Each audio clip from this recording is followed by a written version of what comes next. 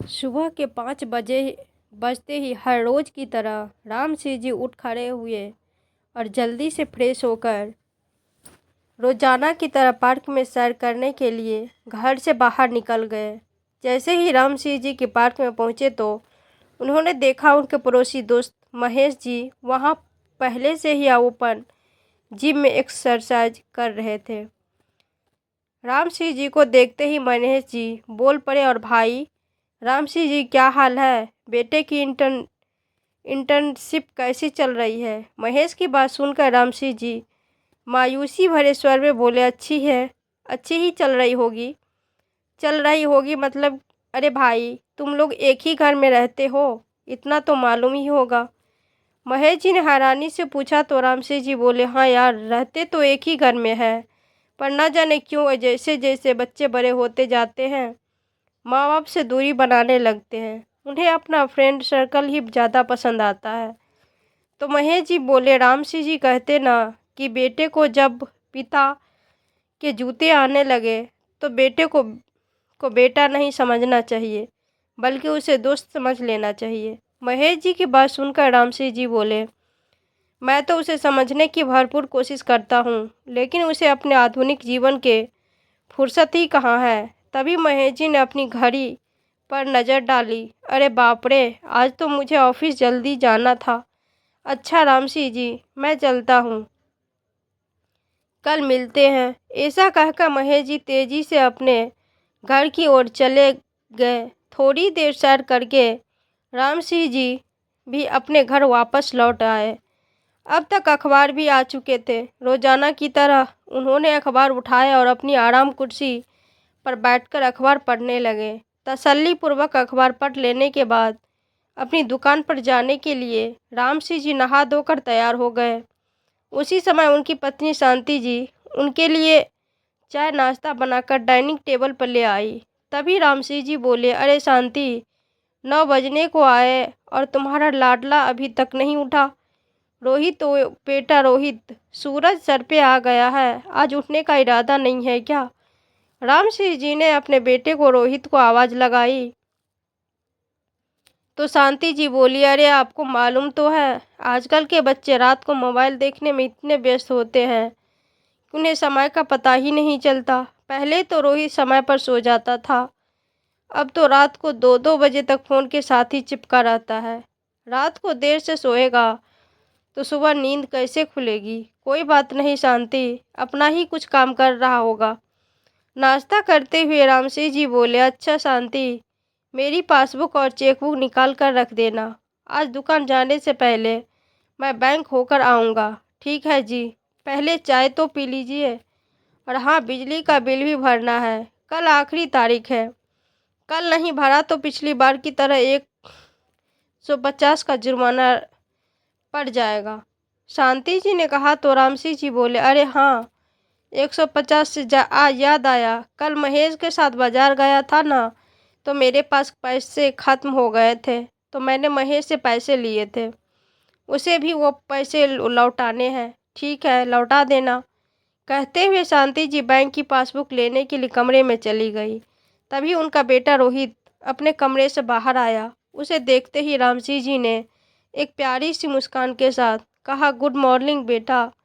लेकिन उनके बेटे रोहित ने कोई जवाब नहीं दिया। कानों में ईयरफोन जो लगे लगे थे जनाब के।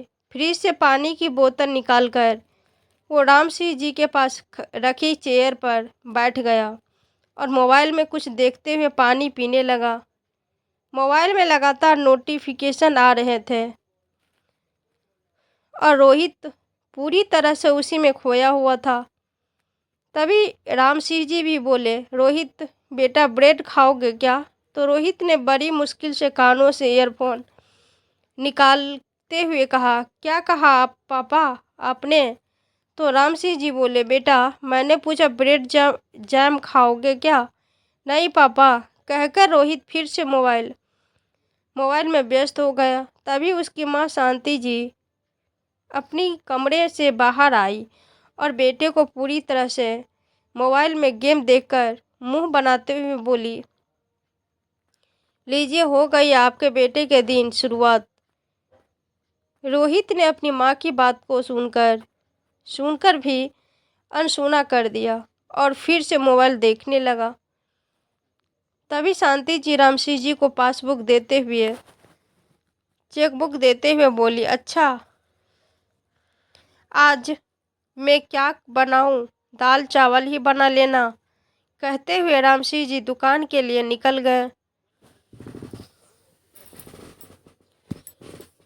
शाम के समय दुकान से लौटते वक्त रामसिंह जी अपने मित्र महेश जी को पैसे लौटाने उसके घर चले गए तो महेश जी बोले, अरे रामसिंह, तुम भी पैसे ऑनलाइन ट्रांसफ़र करना सीख लो।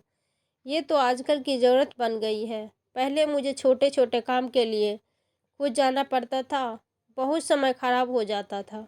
अब देख, कोई भी बिल भरना या बैंक का कोई काम हो, चुटकियों में हो जाता है। महेश जी ने कहा तो रामसिंह जी बोले, अरे नहीं यार, मैं तो अपनी पासबुक और चेकबुक के साथ बहुत खुश हूँ।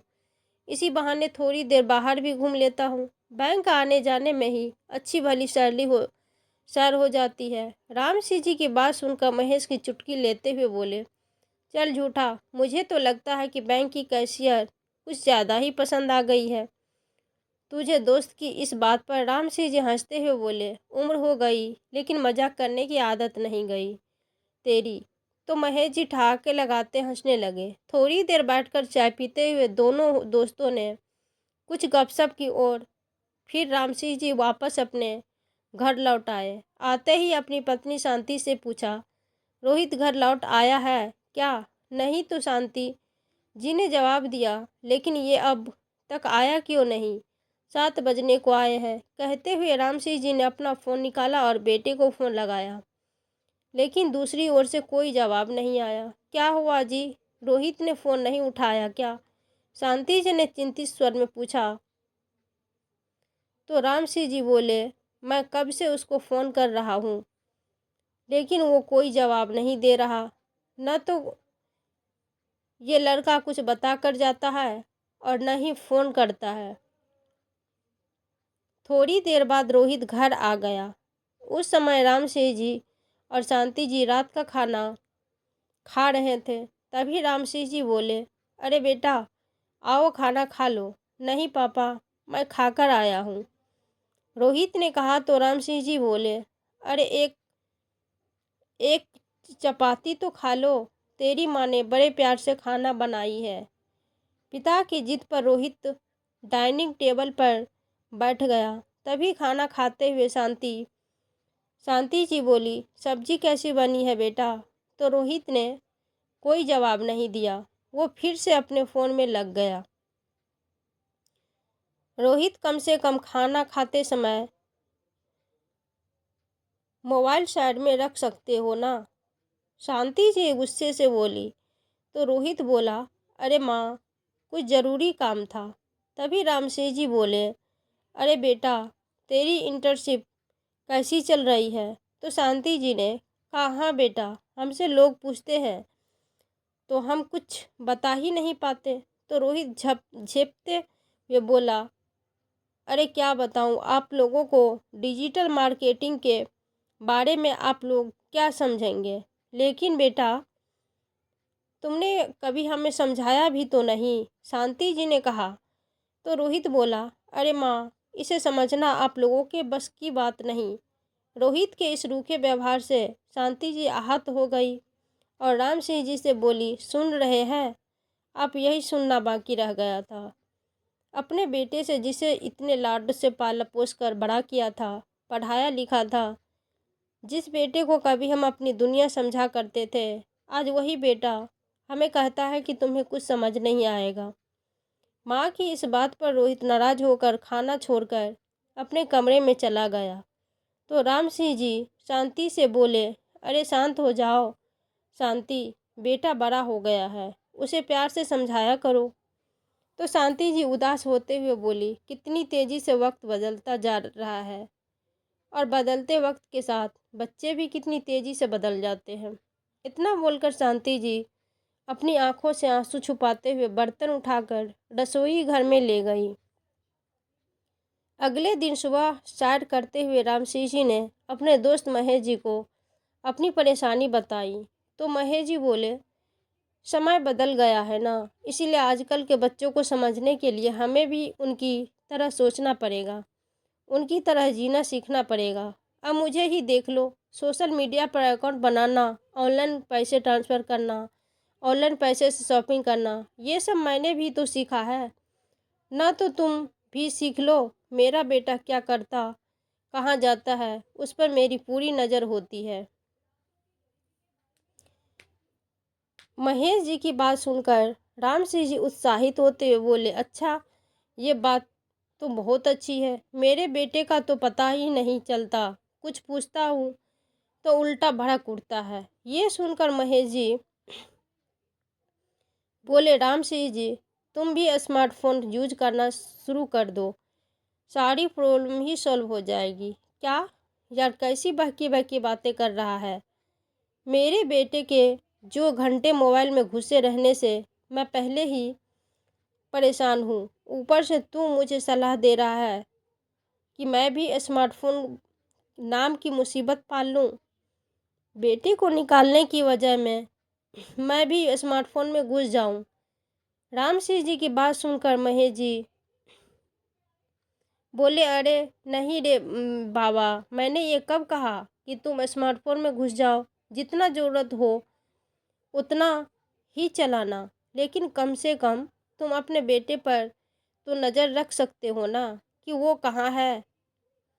महेश की बात सुनकर रामसेठ जी बोले, बात तो ठीक ठीक है, लेकिन एक प्रॉब्लम है। मेरा मोबाइल तो बटन वाला है, इसके लिए तो स्मार्टफोन चाहिए होगा ना है तो इसमें परेशानी किस बात की। बाजार से जाकर एक स्मार्टफोन खरीद लेते हैं। ठीक है, आज शाम को ही चलते हैं। शाम को जाकर दोनों दोस्त एक स्मार्टफोन खरीद कर लाए। लेकिन अब दिक्कत ये थी कि राम सिंह जी के स्मार्टफोन चलाना नहीं आता था और बेटा तो अपनी ही दुनिया में मस्त था। इसीलिए उन्होंने अपने किराएदार के बेटे मोनू को आवाज़ लगाई और उससे फ़ोन चलाना सीखना शुरू किया। उसकी मदद से रामसिंह जी स्मार्टफोन चलाना अच्छे से सीख गए।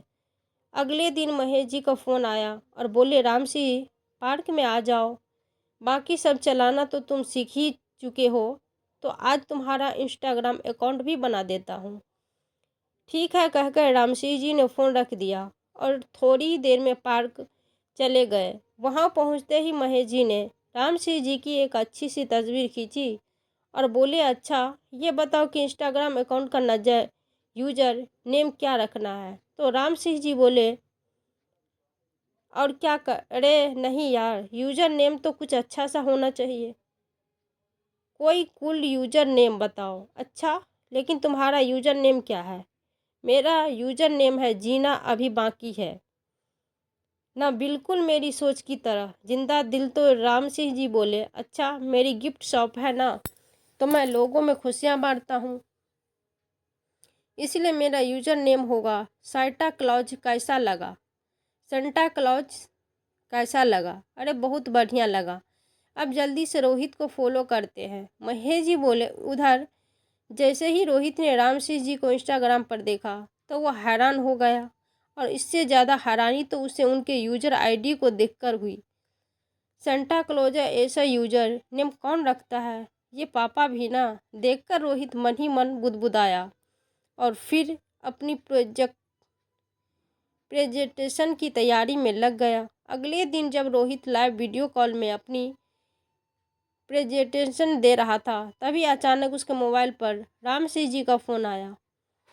फ़ोन काटकर उसने फिर से बोलना शुरू किया। तभी राम सिंह जी का मैसेज आ गया। इस दौरान रोहित को प्रेजेंटेशन देने में परेशानी होने लगी।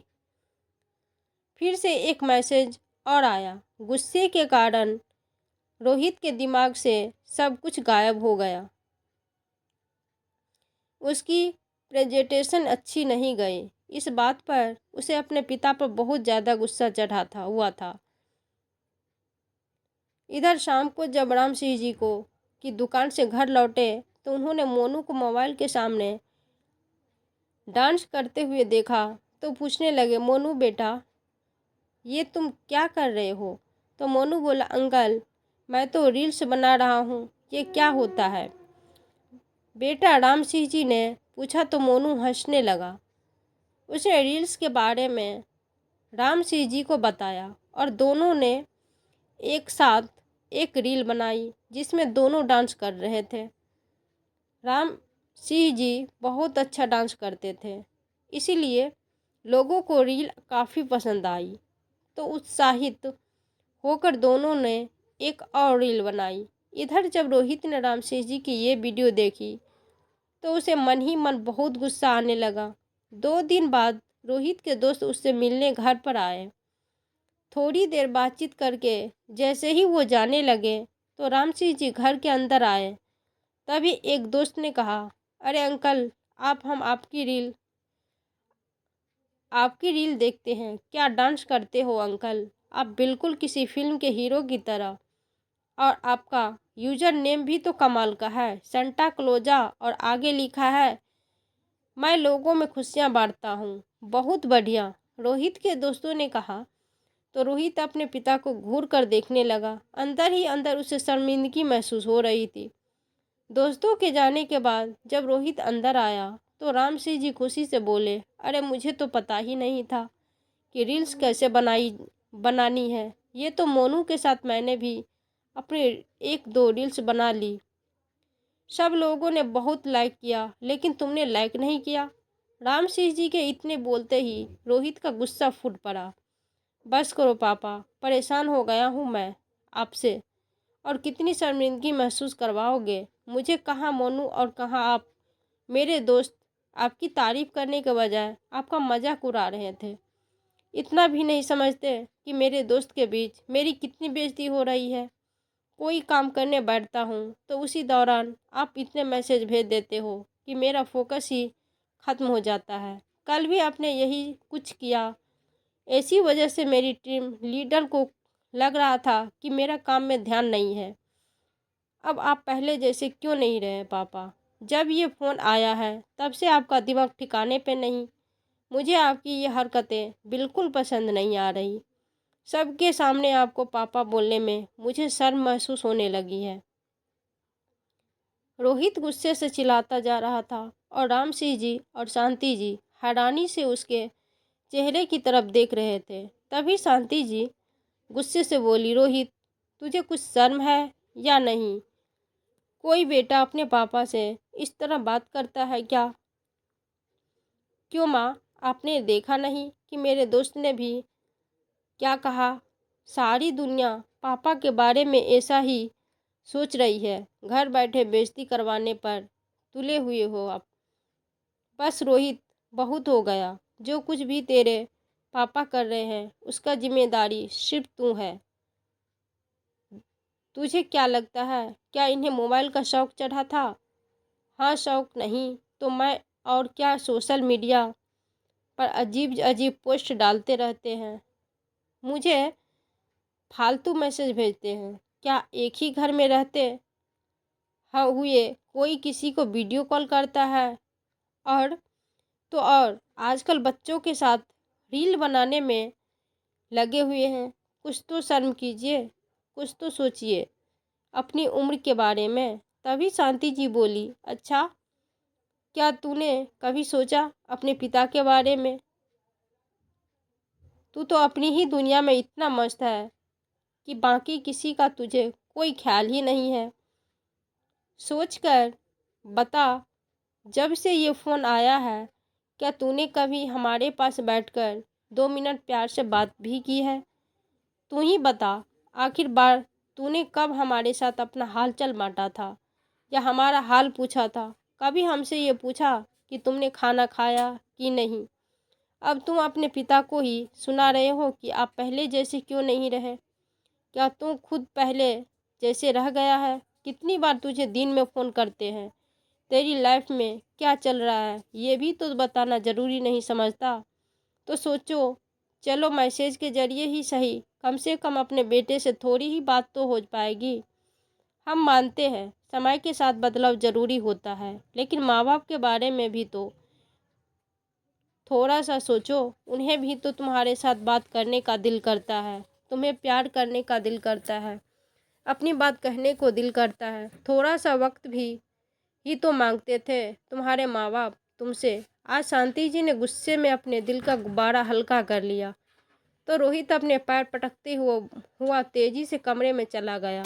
राम सिंह जी अभी कुछ तक गुमसुम से ही बैठे थे। अपना फ़ोन जब जेब से निकालकर उन्होंने एक तरफ रख दिया और उदास भाव से अपने कमरे में जाकर सो गए। उधर अपने कमरे में बैठा हुआ रोहित अपनी पुरानी यादों में गुम हो गया। जैसे बचपन में उसके मम्मी पापा उसे लाड दुलार किया करते थे।